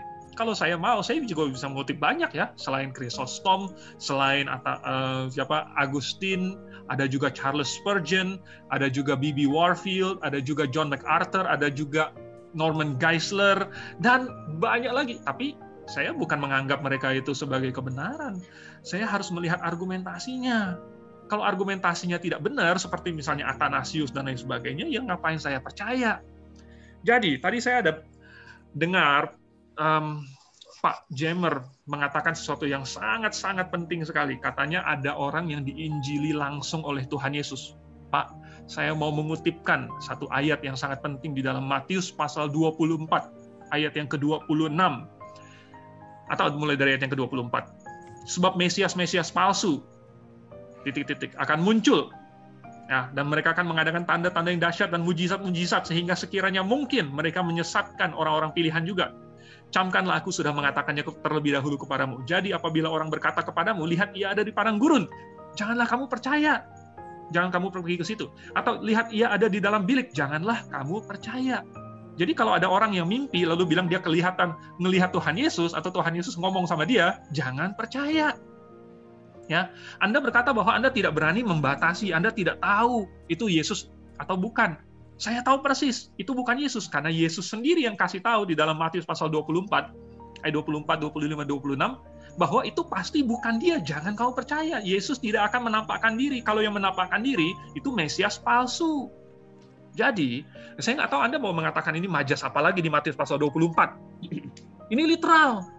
Ya, jadi kalau misalnya ada orang yang masih menerima firman Tuhan, sesuatu yang lebih daripada Alkitab, berarti itu sudah menambahkan kepada kanon, kepada tolak ukur. Saya bukan berarti ini menambahkan kepada wahyu, menyamakan, bukan, tetapi apa yang Tuhan sudah tutup, kalau misalnya dibuka lagi oleh Tuhan, Tuhan kasih revelation lagi, maka itu sama dengan Tuhan tidak menutupnya. Ya, nah malaikat datang misalnya kepada orang-orang begitu ya. Nah itu sudah bukti bahwa banyak orang mendapatkan wahyu yang bukan dari Tuhan. Misalnya yang dari malaikat Maroni itu ya dikasih apa tuh lempeng emas. Ya, waduh ini ya habis waktunya. Baik, ini masih ada pertanyaan karena masih sama dengan yang sedang kita bahas ini, jadi saya bacakan dari Pak Daniel S. Dia bertanya begini, kami dulu diajarkan untuk menginjili, lalu seorang kawan bercerita bahwa orang yang diinjilinya, seorang mbah-mbah, malam sebelumnya mendapat mimpi bahwa ia akan didatangi seseorang untuk menyampaikan kabar baik Injil. Pertanyaan saya, apakah mimpi mbah itu dari iblis atau dari mana? Sedangkan mbah itu kemudian menerima Kristus. Saya rasa sih masih nyambung dengan Pak Andrew ya. Jadi mari silakan Pak Andrew selesaikan ini dengan juga menjawab pertanyaannya ini untuk kemudian dijawab oleh Pak Jemer. Saya akan kutipkan lagi tadi Matius pasal 24 ayat 24 sampai 26. Tuhan Yesus yang sendiri bilang ada Mesias palsu. Ya, palsu loh. Mesias palsu akan menampakkan diri. Bisa lewat mimpi nggak? Bisa. Namanya juga ya iblis. Ya. Ini Tuhan Yesus sendiri yang ngomong, literally. Jadi kalau misalnya ada orang yang berkata, oh aku melihat, aku mendengar, aku menerima something, nggak tahu apa. Ini berasal dari Tuhan atau bukan? Kalau orang yang masih terbuka, yang masih continue, yang masih menerima revelation, dia akan bingung dulu, waduh ini gimana ya? Ini benar nggak ini dari Tuhan? Ya, mesti dicek dulu nih. Mesti dipelajari dulu nih, jangan-jangan ini ada suatu doktrin baru, mungkin ini ada suatu perubahan yang Tuhan lakukan, mungkin ada suatu special revelation dari Tuhan. Tapi kalau buat saya, yang percaya bahwa kanon sudah selesai dan sudah lengkap. Apa artinya sudah lengkap? Sudah sempurna, nggak usah ditambah lagi. Kalau nggak usah ditambah lagi, ngapain saya cari mimpi? Ngapain saya percaya mimpi? Seolah-olah mimpi itu bisa menambahkan sesuatu, bisa menjelaskan sesuatu, bisa menerangkan sesuatu, apa yang sudah ada di dalam Alkitab. Alkitab itu sudah menerangkan dirinya sendiri. Ini namanya prinsip perspikuitas Alkitab. Ini yang kita pelajari pada saat belajar hermeneutik. Ini gampang sekali. Kalau Alkitab masih perlu dijelaskan pakai mimpi, berarti Alkitab belum sempurna. Berarti Alkitab itu masih perlu pelengkap lagi, namanya mimpi. Namanya special revelation, itu artinya Alkitab belum selesai. Itu artinya Alkitab belum bisa dipakai menjadi tolak ukur. Itu artinya bahwa kita masih mesti mencari lagi hal-hal di luar Alkitab untuk menjelaskan apa kata Alkitab. Pak, itu sangat berbahaya sekali. Apapun mimpi yang Anda terima, dan itu bisa saja bunga tidur. Anda paginya mimpi-mimpi tentang cewek cantik. Malam harinya Anda ketemu dengan cewek cantik di dalam mimpi. Tapi jangan bilang bahwa itu Roh Kudus lalu boleh bercumbu-cumbu dengannya. Wah, ini kacau sekali. Ya, jadi kalau misalnya ada yang menerima special revelation, saya ulangi sekali lagi, berarti ukuran yang dia pakai sudah bertambah dengan special revelation yang diterima itu. Kira-kira seperti itu. 50 detik lagi, Pak. 25 detik lagi. Oke. Jadi, kalau misalnya ada orang yang diinjili langsung oleh Tuhan, apakah itu pasti berasal dari Tuhan? Tidak. Iblis itu pintar sekali. Iblis itu bisa pakai strategi. Makanya katanya di ayat ke-24, sehingga sekiranya mungkin mereka menyesatkan orang-orang pilihan juga. Kalau misalnya dia ada satu orang yang karena menerima mimpi, lalu kemudian percaya kepada Yesus, tetapi menyesatkan banyak orang, iblis untung. Pintar iblis. Oke, cukup. Pak. Sudah selesai.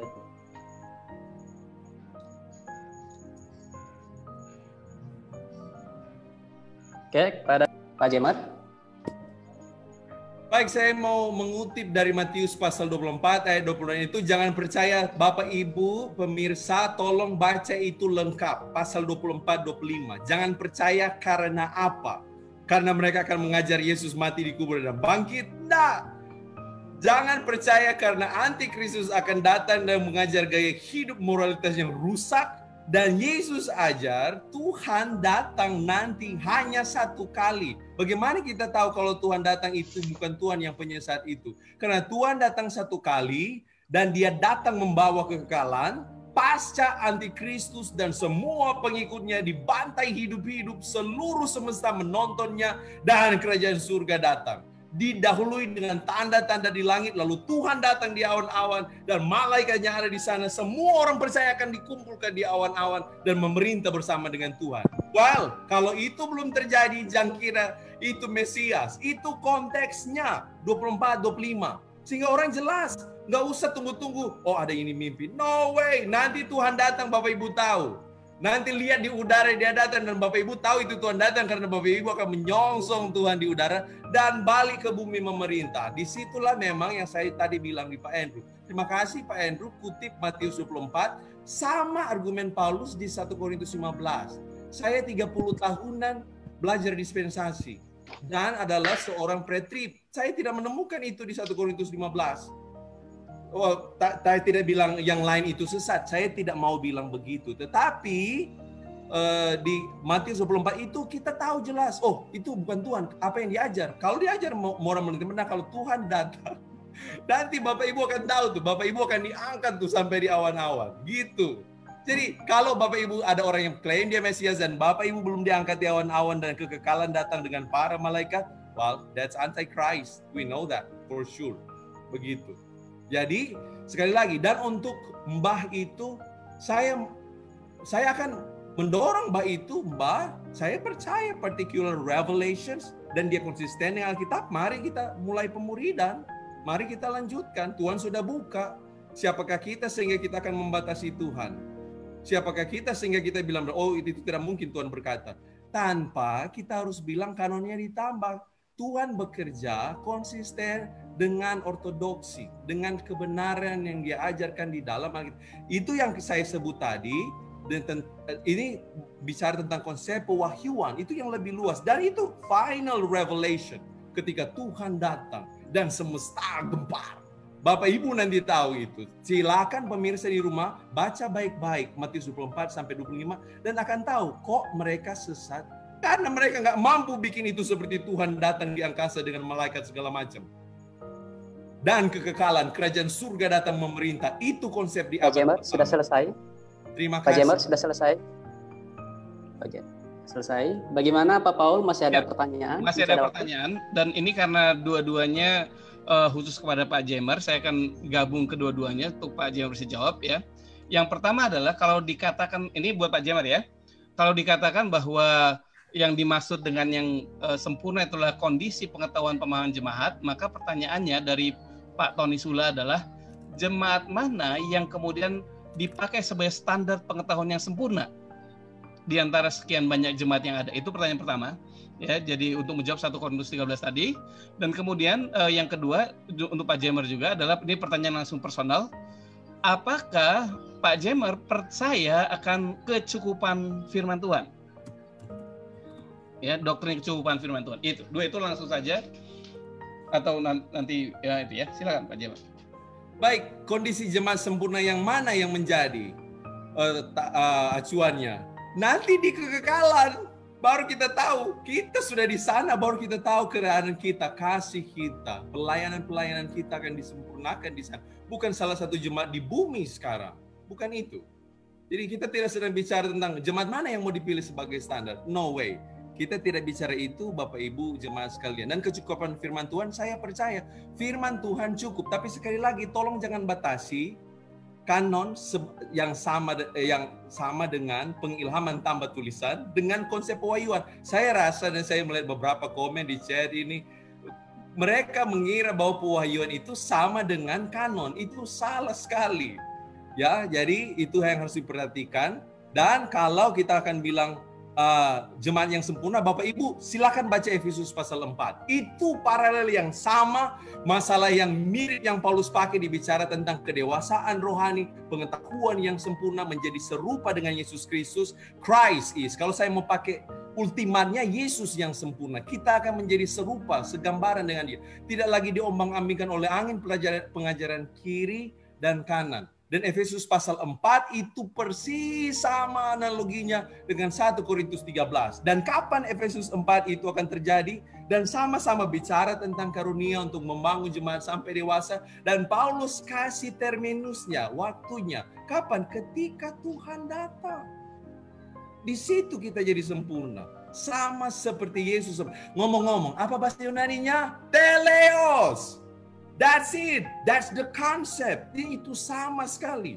Di abad pertama mereka mengerti caranya demikian.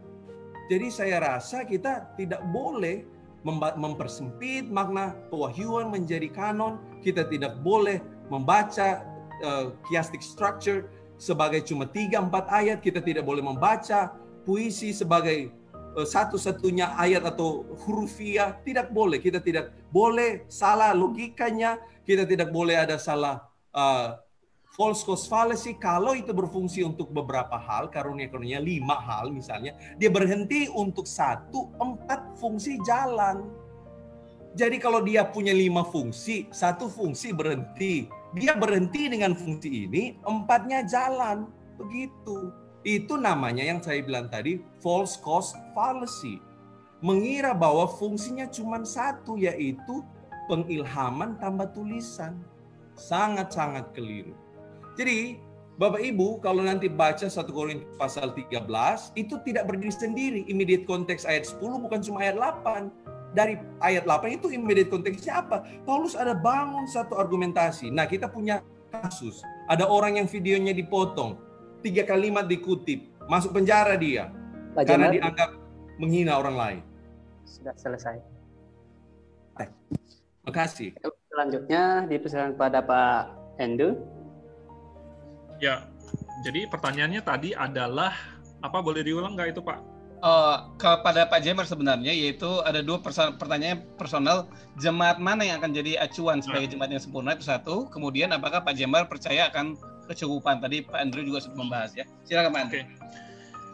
Jadi dari yang saya dapatkan tadi itu, Pak Jemer masih mau mengacu lagi ke kedewasaan, ya, bahwa di 1 Korintus pasal 13 ayat 10 itu kedewasaannya sama dengan yang di Efesus pasal 4 itu. Ya, saya tahu ayat yang mana yang dimaksud, tetapi yang di Efesus pasal 4 ayat 13 itu bukan berbicara mengenai kedewasaan, bukan berbicara mengenai kesempurnaan wahyu. Ya, yang di ayat 13 itu, Efesus pasal 4 ayat 13. Itu bukan mengenai tidak ada proses pewahyuan di situ. Tetapi yang di 1 Korintus pasal 13 ayat 10 ada berbicara mengenai proses pewahyuan. Jadi contoh yang dipakai oleh Pak Jemer ini tidak nyambung. Lalu kemudian apa lagi tadi itu kecukupan. Dari tadi Pak Jemer selalu mengira bahwa saya menganggap kanon sama dengan wahyu. Pak, tidak. Sekali lagi, ini direkam. Anda boleh putar ulang kembali. Saya sudah katakan berkali-kali, bukan saya yang menganggap bahwa kanon sama dengan wahyu. Tetapi apabila kanon sudah ditutup, maka setiap pewahyuan yang ditambahkan sesudah kanon ditutup, itu merupakan penambahan terhadap kanon. Ya, karena kanon sudah ditutup. Kalau kanon masih dibuka, ada pewahyuan, bisa masuk, bisa nggak masuk kanon. Tetapi kalau kanonnya sudah ditutup, ukurannya sudah 100 cm, setiap sentimeter baru yang Anda tambahkan, itu berarti sudah mengubah meterannya menjadi 101 cm. Ya, dan itu berarti bahwa 100 cm itu tidak lagi cukup. Jadi kalau misalnya Anda masih percaya pewahyuan berjalan terus, berarti pewahyuan yang sudah lengkap, yang sudah tertulis itu belum cukup karena masih Tuhan tambahkan lagi pewahyuan, special revelation. Berarti yang sebelumnya belum cukup, berarti Alkitab belum cukup. Konsisten dong, begitu. Ya. Nah, kalau misalnya saya percaya bahwa tadi Bapak bilang bahwa di Matius pasal 24 itu sebenarnya Anda harusnya takut sekali karena mengabaikan peringatan Tuhan Yesus bahwa akan ada Mesias palsu yang menampakkan diri. Ya, ini literal. Ya, Anda mau ngomong apapun di ayat yang ke-24, 25 dan sebagainya, tidak menghilangkan fakta bahwa yang dikatakan Tuhan Yesus merupakan suatu peringatan yang literal. Bahwa memang benar-benar akan ada Mesias palsu yang menampakkan diri, dan Tuhan Yesus sudah bilang jangan percaya.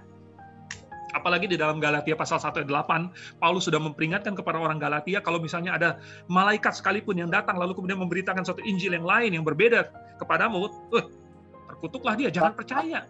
Artinya kalau misalnya ada malaikat datang lalu apakah kita masih ya.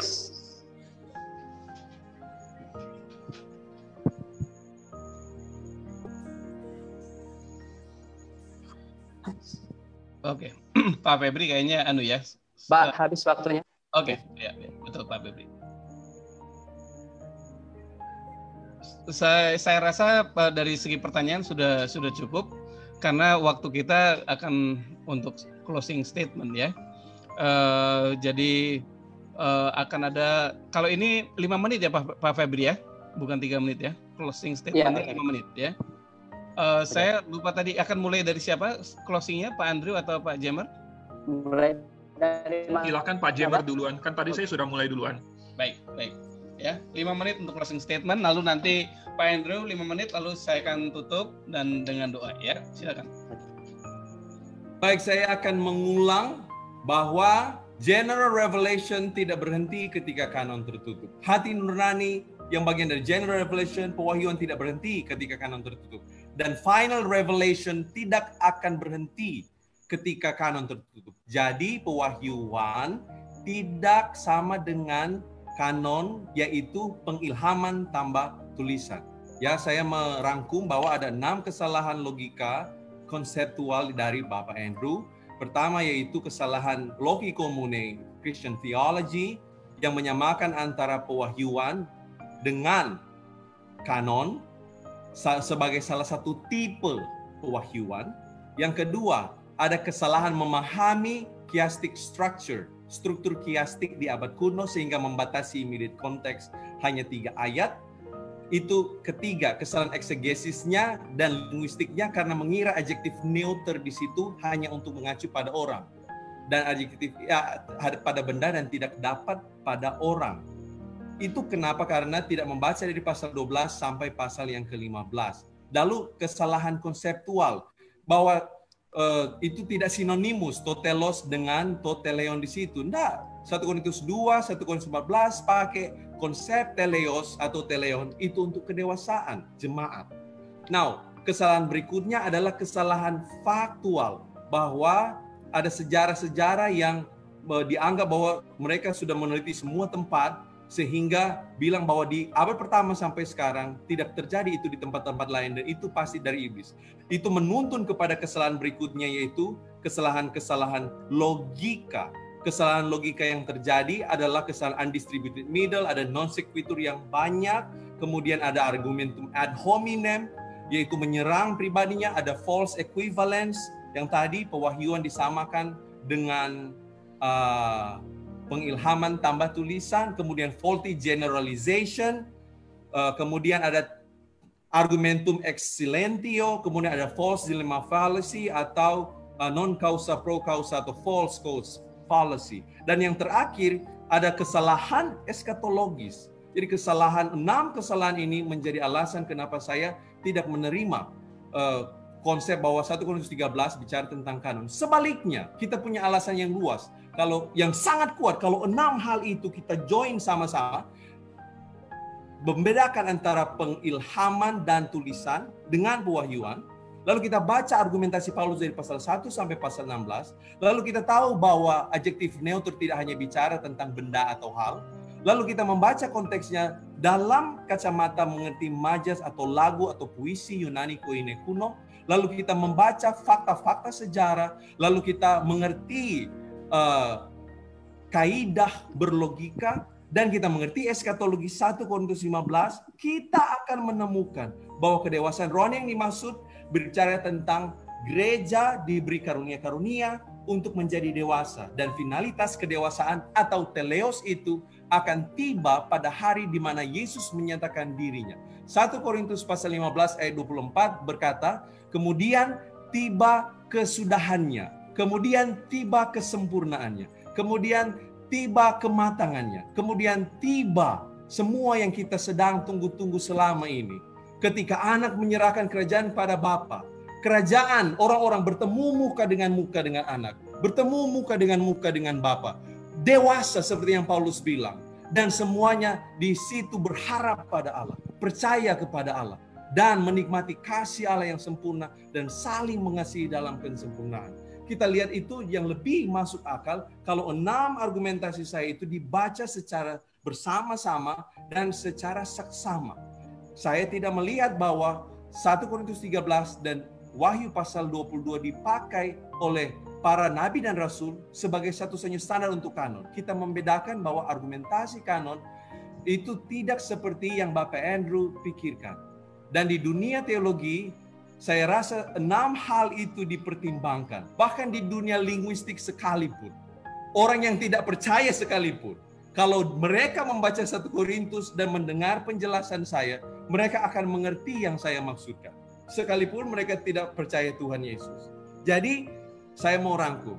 Menurut saya, apabila kita mengenal perbedaan antara pewahyuan dan juga pengilhaman atau kanon yang hasil akhirnya adalah tulisan, kemudian kalau kita mengerti cara membaca structure, chiastic structure, kemudian kita mengerti kaidah berbahasa Yunaninya, dan bagaimana apa immediate konteks itu, kita akan memilih bahwa itu bicara tentang kedewasaan gereja ketika Yesus datang. Terima kasih. Makasih Pak Febri. Oke, selanjutnya kesempatan terakhir dipersilakan pada Pak Endu. Oke, terima kasih. Jadi diskusinya sudah cukup panjang. Bukan hanya hari ini, tetapi sejak dari minggu lalu. Saya melihat ada banyak sekali yang dituduhkan oleh Pak Jemer kepada saya. Banyak sekali kesalahannya, katanya 6 poin. Saya lihat satu persatu nih ya. Logic communis, katanya wahyu sama dengan kanon.